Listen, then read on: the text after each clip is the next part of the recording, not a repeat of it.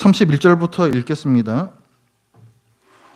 왕이여, 왕이 한 큰 신상을 보셨나이다. 그 신상이 왕의 앞에 섰는데 크고 광채가 매우 찬란하며 그 모양이 심히 두려우니 그 우성의 머리는 순금이요 가슴과 두 팔은 은이요 배와 널쩍다리는 노시요 그 종아리는 쇠요 그 발은 얼마는 쇠요 얼마는 진흙이었나이다.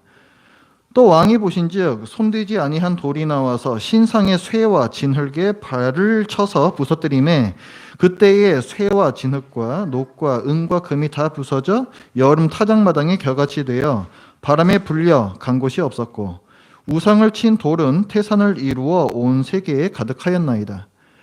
그 꿈이 이러한즉 내가 이제 그 해석을 왕 앞에 아뢰리이다. 왕이여, 왕은 여러 왕들 중에 왕이시라.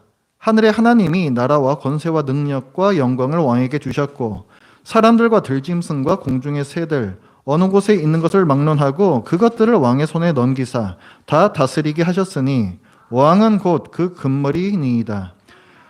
왕을 뒤이어 왕보다 못한 다른 나라가 일어날 것이요 셋째로 또 녹 같은 나라가 일어나서 온 세계를 다스릴 것이며 넷째 나라는 강하기가 쇠 같으리니 쇠는 모든 물건을 부서뜨리고 이기는 것이라. 쇠가 모든 것을 부수는 것 같이 그 나라가 문 나라를 부서뜨리고 찌을 것이며 왕께서 그 발과 발가락이 얼마는 토기장의 진흙이요 얼마는 쇠인 것을 보셨은즉 그 나라가 나누일 것이며 왕께서 쇠와 진흙이 섞인 것을 보셨은즉 그 나라가 쇠 같은 든든함이 있을 것이나 그 발가락이 얼마는 쇠요 얼마는 진흙인즉 그 나라가 얼마는 든든하고 얼마는 부서질 만한 것이며 왕께서 쇠와 진흙이 섞인 것을 보셨은즉 그들이 다른 민족과 서로 섞일 것이나 그들이 피차에 합하지 아니함이 쇠와 진흙이 합하지 않은 것 같으리이다. 이 여러 왕들의 시대에 하늘의 하나님이 한 나라를 세우시리니 이것은 영원히 망하지도 아니할 것이요 그 국권이 다른 백성에게로 돌아가지도 아니할 것이요 도리어 이 모든 나라를 쳐서 멸망시키고 영원히 설 것이라. 손대지 아니한 돌이 산에서 나와서 쇠와 녹과 진흙과 은과 금을 부서뜨린 것을 왕께서 보신 것은 크신 하나님이 장래의 일을 왕께 알게 하신 것이라. 이 꿈은 참되고 이 해석은 확실하니이다 하니 이에 느부갓네살 왕이 엎드려 다니엘에게 절하고 명하여 예물과 향품을 그에게 주게 하니라. 왕이 대답하여 다니엘에게 이르되 너희 하나님은 참으로 모든 신들의 신이시여 모든 왕의 주제시로다. 네가 능히 이 은밀한 것을 나타내었으니 네 하나님은 또 은밀한 것을 나타내시는 이시로다. 왕이 이에 다니엘을 높여 귀한 선물을 많이 주며 그를 세워 바벨론 온 지방을 다스리게 하며 또 바벨론 모든 지혜자의 어른을 삼았으며 왕이 또 다니엘의 요구대로 사드락과 메삭과 아벳느고를 세워 바벨론 지방의 일을 다스리게 하였고 다니엘은 왕궁에 있었더라. 아멘. 현대 사회는 절대적 진리가 없다고 믿는 다원주의 사회입니다. 이런 세상에서 성경을 하나님의 말씀이요 절대적 진리로 믿는 그리스도인은 어떻게 살아야 하는가? 세상은 기독교를 보면서 독선적이다라고 비난하는데 우리는 세상에서 어떤 태도를 보여야 하는가?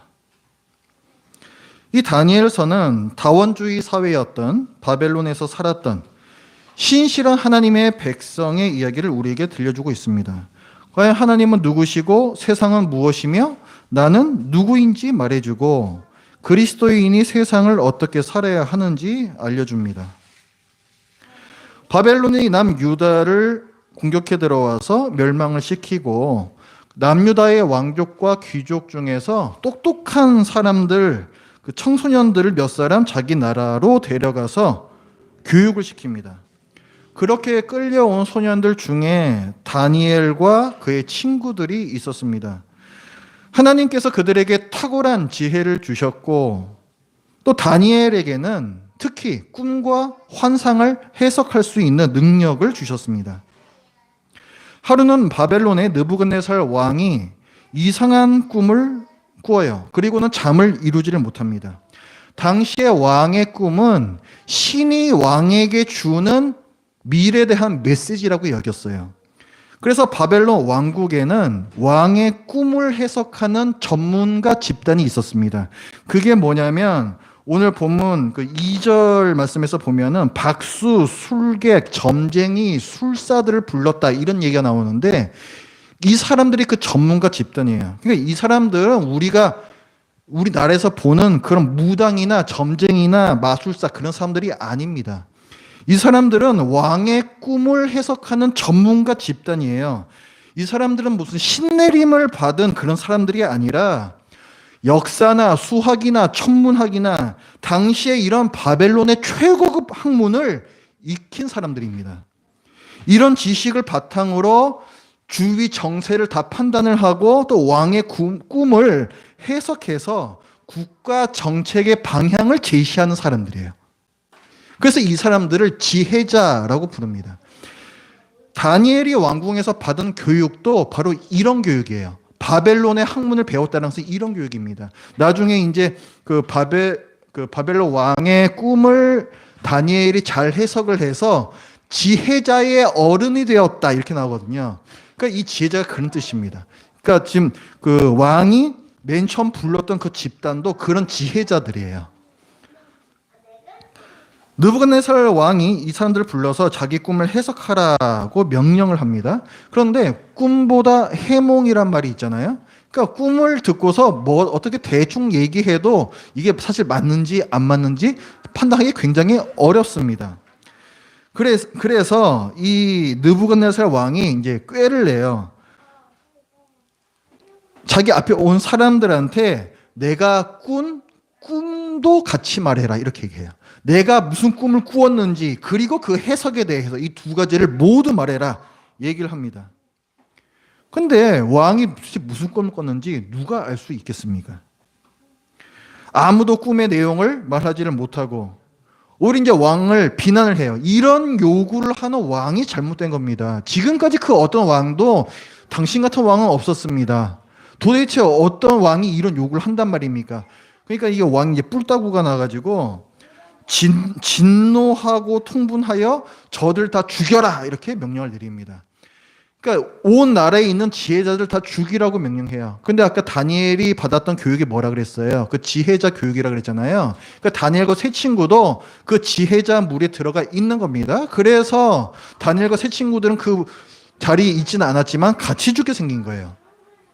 이 소식을 다니엘이 듣고는 이제 하나님께 기도를 합니다. 세 친구들과 함께 왕이 무슨 꿈을 꾸었는지 그리고 그 해석을 저에게 알려주십시오. 그래서 그날 밤에 하나님께서 다니엘에게 왕이 무슨 꿈을 꿨는지 또 그것은 무슨 뜻인지 그것을 환상으로 보여주세요. 그래서 다니엘이 왕에게 가서 이제 꿈의 내용은 이러한 겁니다. 해석은 이러한 겁니다. 얘기를 하는 게 우리 오늘 본문이에요. 그래서 31절에 보면은 왕이 꾼 꿈의 내용부터 얘기를 합니다. 자, 왕이 매우 크고 찬란한 신상을 봤어요. 근데 이 신상이 참 특이하게 생겼습니다. 머리는 금으로 되어 있고 가슴과 두 팔, 요 윗부분은 은으로 되어 있고 배와 널쩍다리까지는 동으로 되어 있고 그리고 그 아래에는 쇠로 되어 있고 또 그 아래에는 쇠와 흙이 섞인 그런 신상이었습니다. 그런데 갑자기 사람의 손으로 만들지 않은 다듬지 않은 그런 돌이 어디선가 튀어나와 가지고 그 신상의 발을 때리면서 신상이 다 무너져서 가루가 되어버리고 바람에 날려서 흔적도 없이 사라져버립니다. 그리고 신상을 쳤던 돌은 온 세상에 가득한 큰 산이 됩니다. 이게 이제 왕의 꾼 꿈이에요. 그리고 이어서 다니엘이 해석에 대해서 얘기를 합니다. 그게 이제 36절부터 이제 나오는 건데, 자, 이 신상은 이 세계를 다스리는 제국들을 의미를 한다. 그래서 요 금으로 된 머리는 느부갓네살 당신이 지금 다스리고 있는 그 나라입니다. 그 찬란한 제국입니다. 이렇게 얘기를 하고, 그 다음에 그 은 가슴과 팔, 그 다음에 동으로 되어 있는, 구리로 되어 있는 배와 널쩍다리는 왕의 나라를 이어서 일어나게 될 다른 제국들을 의미한다. 또 얘기를 해요. 그 다음에 요 밑에 있는 쇠와 진흙으로 된 발, 이건 역시 또 그 나라들의 뒤를 이어서 일어날 나라다. 이렇게 얘기를 해요. 그러니까 지금 금, 은, 동, 쇠, 흙 뭐 이런 식으로 내려가잖아요. 그러니까 지금 영광과 권세가 지금 현재 나라만은 못한 거예요. 점점 더 질적으로는 좀 이게 떨어지는 거죠. 그런데 내려가면은 쇠가 나오잖아요. 그 금속들 중에서 가장 강한 것이 또 쇠입니다. 그러니까 질적으로 뭔가 계속 떨어지는데 나중에 네 번째로 일어나는 나라가 가장 강한 나라다. 이런 이제 그 해석을 다니엘이 해줘요. 그러니까 거대한 신상은 인간이 세운 제국들이고, 오늘날 이제 신학자들은 이 이제 네 가지로 구분되어 있는 이 제국들을 보통 바벨론, 그다음에 페르시아, 그다음에 그리스, 헬라 제국, 그다음에 로마 제국 이렇게 얘기해요. 그래서 가장 질적으로는 안 좋은데 가장 강했던 나라가 이제 로마다. 이제 이렇게 이제 보는 거죠. 자, 그 다음에 이제 그 회목이 계속 나옵니다. 45절부터 보면은 산에서 나온 손대지 아니한 돌이 그 우상, 그 신상을 산산히 이제 깨뜨려 버린다. 고대 근동 지역에서 산이라는 것은요, 산은 높은 곳이잖아요. 그래서 신이 내려오는 곳이라고 여겼습니다. 그게 이스라엘도 마찬가지고 다른 나라들도 다 그렇게 여겼어요. 그래서 산은 곧 성전을 의미를 합니다. 그러니까 지금 산에서 어떤 돌이 나왔다 하는 것은 성전, 곧 하나님께서 계신 곳, 하나님으로부터 어떤 돌이 나왔다는 거예요. 자, 근데 그 돌이 신상을 때려서 산산이 박살을 내고 흔적도 없이 만들어버린다. 그럼 이건 무슨 말이 되겠습니까? 아까 신상은 사람이 세운 제국들이라 그랬잖아요. 그러면 자, 하나님께로부터 나온 돌이 사람이 세운 찬란한 나라들을 박살낸다. 이런 뜻이 되는 거겠죠. 그리고 이 돌이 온 세계의 태산, 큰 산을 이룬다라고 했습니다. 산이 뭐라 그랬어요? 성전이라 그랬죠? 하나님께서 계신 성전. 그러니까 돌이 온 세계의 큰 산을 이룬다는 것은 이 돌이 뭐가 되는 것이다? 온 세계를 채우는 성전이 된다라는 뜻이에요. 성전을 지으려면 돌을 다듬어야 이걸 네모 반탁에서 이 성전을 쌓아 올릴 수 있지 않겠습니까? 그래서 뭐 다윗이 성전 재료를 건축을 할 때에도 뭐 역대상 22장 여기서 말씀을 보면은 성전을 건축할 돌을 다듬게 하였다 이런 말이 나와요. 항상 성전을 지으려면은 인간이 세우는 성전은 돌을 다듬어야 세울 수가 있는 겁니다. 그런데 오늘 이 바벨론 왕이 꾼 꿈에서는 뭐예요? 손 대지 아니한 돌, 사람의 손이 어떤 노력이 들어가지 않은 그런 돌, 산에서 나온 돌이 성전이 된다고 했어요. 그럼 이건 무슨 말이 되겠습니까? 사람의 힘이나 지혜로 지어진 성전이 아니라는 거예요. 하나님의 힘과 하나님의 지혜로 지어지는 성전이 온 세상을 채우게 된다라는 의미입니다. 그래서 결론적으로 왕의 꿈은 뭐냐? 사람이 세운 나라들이 위대하고 찬란하지만 하나님께서 그 나라들을 철저히 무너뜨리시고 온 세상을 성전으로 하나님의 나라로 만드시는데 이것은 인간의 힘과 지혜가 아닌 하나님의 능력과 지혜로 하나님께서 친히 이루시는 일이다라는 뜻입니다. 다니엘이 그렇게 이제 해석을 해줘요.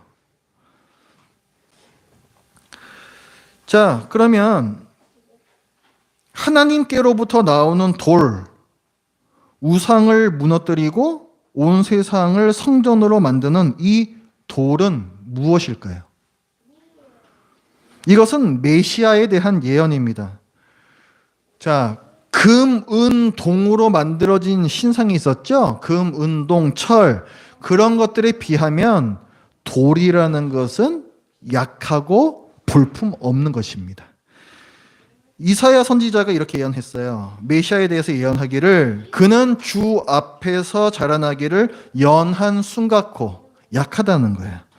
마른 땅에서 나온 뿌리 같아서 고운 모양도 없고 풍채도 없은즉 우리가 보기에 흠모할 만한 아름다운 것이 없도다.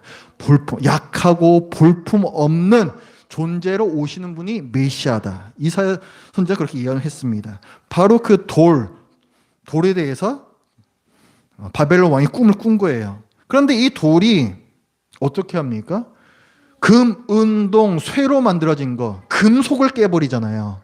약한 돌이 더 강한 금속을 깬다고요. 산산조각을 낸다.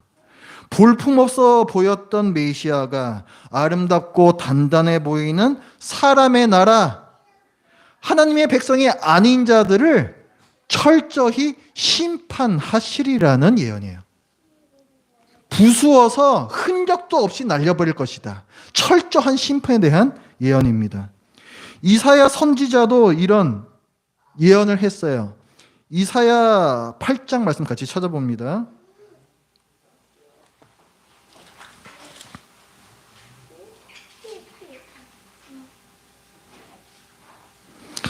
이사야 8장 14절과 15절 말씀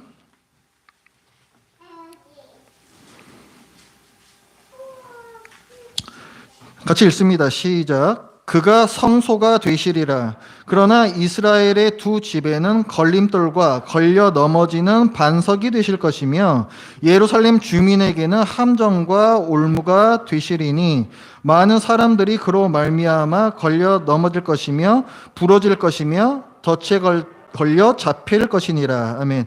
거기 보면은 14절에 그가 그 윗절 보면 만군의 여호라 나오는데 이제 메시아라고 보시면 돼요. 이 땅에 오시는 하나님, 그분께서 친히 성소가 되신다. 자, 성전에 대한 얘기가 나오고 그 다음에 이스라엘의 두 집에는 북이스라엘 남유다를 얘기하는 거겠죠. 거기에는 돌이 되죠. 돌. 그다음에 걸려 넘어지는 반석, 바위, 돌에 대해서 얘기를 하고 있어요. 이게 무슨 말입니까? 이 이스라엘과 남유다가 예수 그리스도를 믿지를 못하고 그 믿음이 없음으로 말미암아 오히려 멸망을 당한다는 그런 말씀이 되는 거죠. 그러니까 아까 그 다니엘이 해석해 준 바하고 일맥상통하는 내용입니다. 그리고 무엇보다도 예수님께서 이와 같은 말씀을 해 주셨어요. 마태복음 21장으로 또 가봅니다. 마태복음 21장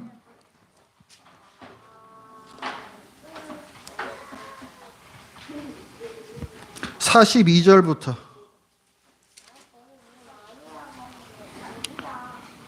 자, 42절부터 제가 읽습니다. 예수께서 이르시되 너희가 성경에 건축자들이 버린 돌이 모퉁이의 머릿돌이 되었나니 이것은 주로 말미암아 된 것이요 우리 눈에 기이하도다. 여기도 돌이 나오죠. 자, 성전의 모퉁이가 되는 돌인데 이것은 주로 말미암아 된 것이요 사람의 손으로 되는 게 아니라는 겁니다. 그러므로 내가 너희에게 이르노니 하나님의 나라를 너희는 빼앗기고, 지금 유대인들에게, 예수님을 믿지 않는 유대인들에게 하시는 말씀이에요. 너희는 하나님의 나라를 빼앗기고 그 나라에 열매 맺는 백성이 받으리라. 이 돌 위에 떨어진 자는 깨지겠고 이 돌이 사람 위에 떨어지면 그를 가루로 만들어 흩으리라. 오늘 다니엘서의 말씀하고 거의 똑같죠. 철저한 심판, 흩어버리겠다. 그 돌이 깨서 흩어버린다. 예수님께서 해주십니다. 그리고 베드로 사도도 베드로전서 2장 6절부터의 말씀을 보면 이 돌이 바로 예수 그리스도시다. 이렇게 증거를 합니다. 그러니까 지금 바벨론 왕이 봤던 꿈에서 그 신상을 깨뜨려 버리는 이 돌은 손대지 아니한 돌, 하나님께로부터 오는 돌, 나중에 온 세상에 성전이 되는 그 돌은 바로 예수 그리스도를 가리키는 상징이에요. 자, 하나님께서 바벨론의 왕에게 이런 환상을 보여주시는 이유가 뭐겠습니까?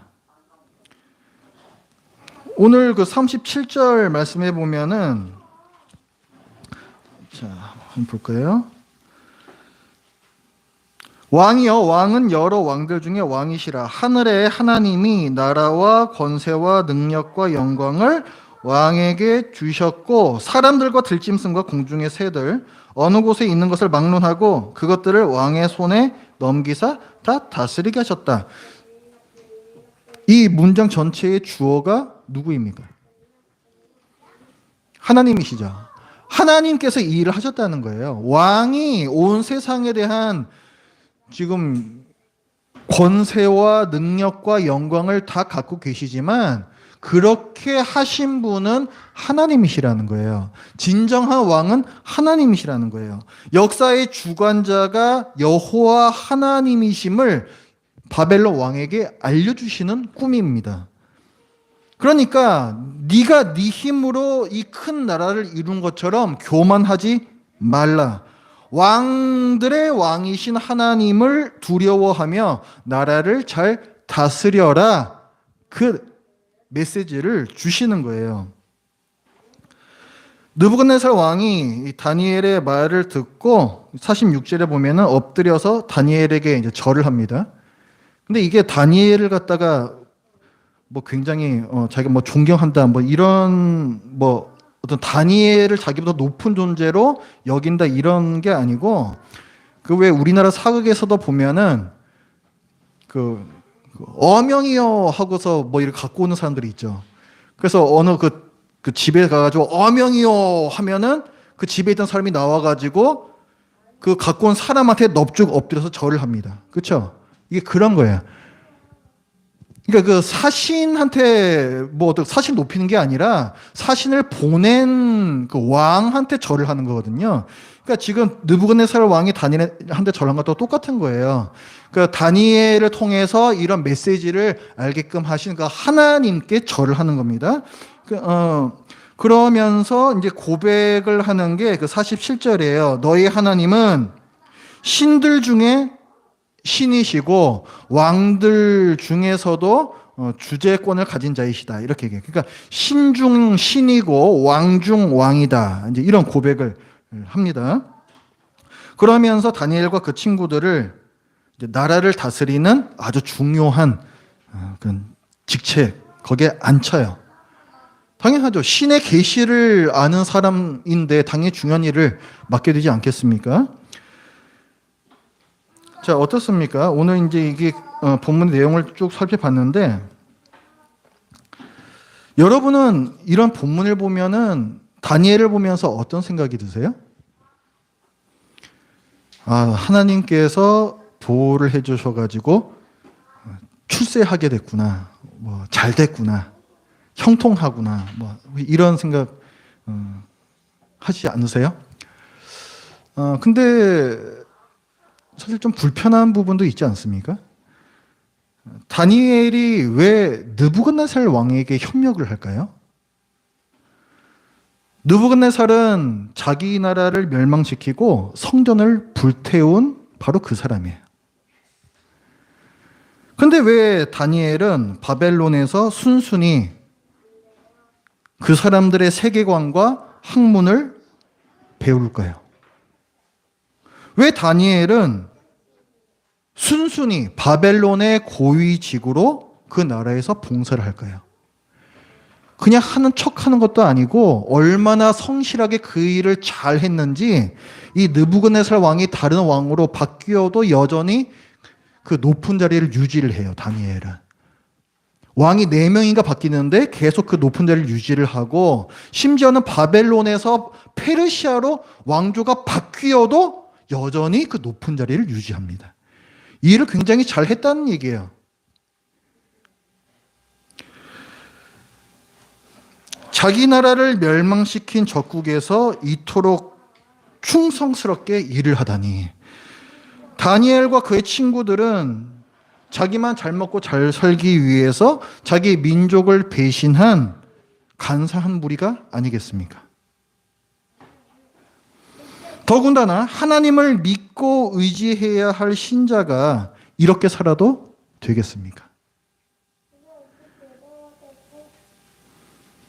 다원주의 사회에서 그리스도인은 어떻게 살아야 할까요?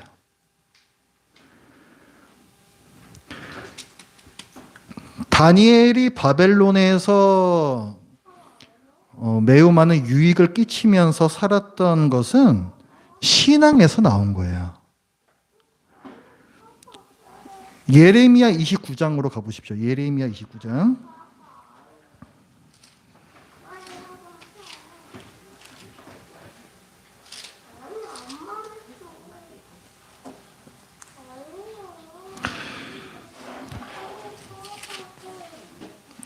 예레미야 29장 4절부터 7절까지. 자, 4절부터 7절까지 우리 같이 읽습니다. 시작. 만군의 여호와 이스라엘의 하나님께서 예루살렘에서 바벨론으로 사로잡혀 가게 한 모든 포로에게 이와 같이 말씀하시니라. 너희는 집을 짓고 거기에 살며 텃밭을 만들고 그 열매를 먹으라. 아내를 맞이하여 자녀를 낳으며 너희 아들이 아내를 맞이하며 너희 딸이 남편을 맞아 그들로 자녀를 낳게 하여 너희가 거기에서 번성하고 줄어들지 아니하게 하라. 너희는 내가 사로잡혀 가게 한 그 성읍의 평안을 구하고 그를 위하여 여호와께 기도하라. 이는 그 성읍이 평안함으로 너희도 평안할 것임이라. 아멘. 자, 마지막 읽었던 특히 그 7절을 보시면 적을 위해서 기도하라. 그들의 복을 구하며 기도하라. 이렇게 명령을 하고 계세요. 너희들이 바벨론에 끌려가게 되면은 거기에서 평상시대로 잘 지내라는 거예요. 그러면서 그 적들을 위해서 그들의 평안을 구하며 기도하며 그렇게 살라고 하나님께서 명령을 주셨습니다. 그 밑에 10절과 11절 말씀을 보면은 바벨론과 그 왕은 내가 한시적으로 세운 것이다 라고 하나님께서 말씀을 해 주세요. 그러니까 다니엘이 바벨론에서 성실하게 봉사한 것은 하나님의 말씀을 믿고 순종하는 데서 나온 행동입니다. 자기의 사리사욕을 위해서, 자기가 잘 먹고 잘 살기 위해서 그렇게 그 나라를 위해서 부역한 것이 아니라 하나님께서 가서 그들을 위해서 복을 끼치며 살라고 했기 때문에 그 말씀에 순종하면서 살았던 거예요. 과거에 우리나라에서 자기 이익을 위해서 우리 민족들을 수탈하고 부역했던 친일파, 매국노하고는 전혀 다른 겁니다. 우리 그리스도인들은 어떤 사람인가? 자, 오늘 본문을 보면 바벨론 왕이 고백을 해요. 하나님께서는 모든 은밀한 일들을 나타내시는 분이고 자기 백성을 통해서 그 은밀한 일들을 나타내시는 분이다. 이렇게 고백을 합니다. 신자는 그런 사람들이에요. 우리 그리스도인들이 바로 그런 사람들입니다. 하나님께서는 이 세상의 처음과 마지막 그리고 그 사이에 어떤 일이 있는지 그 역사에 대해서 그 비밀스럽고 은밀한 일들을 이 성경을 통해서 알려주셨습니다. 그것을 받은 사람들이 바로 우리 그리스도인들이에요. 왜 알려주셨을까요? 누가 이 세상의 참 왕인지 알라고, 누가 참 신인지 알라고, 누구를 두려워하며 누구를 섬겨야 할지를 알라고, 그리스도인의 정체성을 잃지 말고 살라고. 그래서 이 성경을 주시는 겁니다. 더 많이 알려주셨으니 우리는 더 많은 책임감을 가지고 아는 대로 살아야 합니다. 이 세상의 처음과 마지막을 아는 사람이 어제 오늘의 그 얄팍한 계산으로 산다면 하나님 앞에서 매우 부끄러운 일입니다. 다니엘은 말씀에 의지하여 긴 안목을 갖고 있었기 때문에 바벨론의 평안을 위해 일하면서도 하나님 백성으로서의 정체성을 위협하는 상황이 오면 언제나 목숨을 걸었습니다. 신약 성경도 없던 시절에 예수 그리스도께서 오시기 전에 그림자의 시대를 살았던 다니엘이 그러했다면 예수님의 초림을 이미 경험했고 신약 성경까지 갖고 있어서 더 풍성하고 정확한 계시를 알고 있는 우리는 어떻게 살아야 되겠습니까? 다니엘이 대단하구나 감탄만 할 것이 아니라 뭐 재미있는 옛날 이야기 읽듯 하는 게 아니라 다니엘이 믿는 바대로 살려고 몸부림쳤던 것처럼 우리도 그렇게 살아야 하지 않겠습니까? 바울 사도는 얘기합니다. 너희가 흠이 없고 순전하여 어그러지고 거스리는 세대 가운데에서 하나님의 흠없는 자녀로 세상에서 그들 가운데 빛들로 나타나라.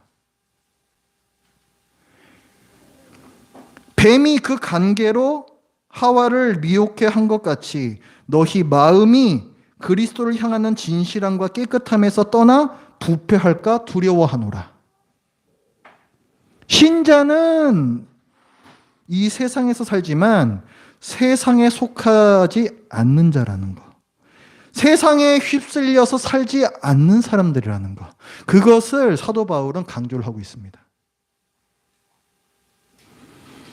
우리가 볼 수 있는 좋은 예가 바로 이 다니엘이에요. 주위에 모든 유익을 끼치면서도 절대로 신앙적으로 타협하지 않습니다. 부딪힐 때는 어떻게 됩니까? 부딪힐 때는 우리는 선택을 해야 돼요. 여러분이 지금 이 자리에서 각자 곰곰 생각을 해보십시오. 하나님께서 온 세상을 주관하신다라는 게 지난 한 주간의 나의 삶에서 어떤 영향을 주었는가?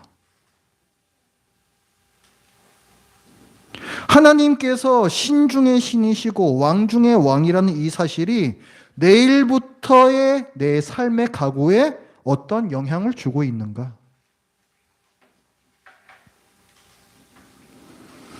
불법을 행해라. 네가 믿는 신앙은 잠시 옆으로 치워놔도 좋다라고 하는 세상에서 웃기지 말라고. 내가 믿는 하나님이 그렇게 하잘것없는 분인 줄 아느냐고. 난 너처럼 살지 않을 테니까 너는 너대로 알아서 하라고. 그렇게 그리스도인의 정체성을 가지고 꼴통처럼 사시길 바라요.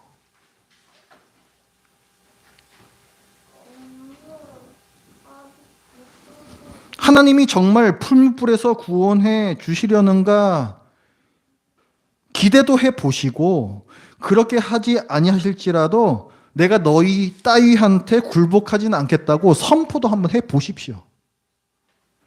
그런 모험의 시도도 없이 무슨 하나님을 경험을 합니까? 될 만한 일이 되어 봐야 될 만했으니 되었다라고 결론 내릴 수밖에 없어요.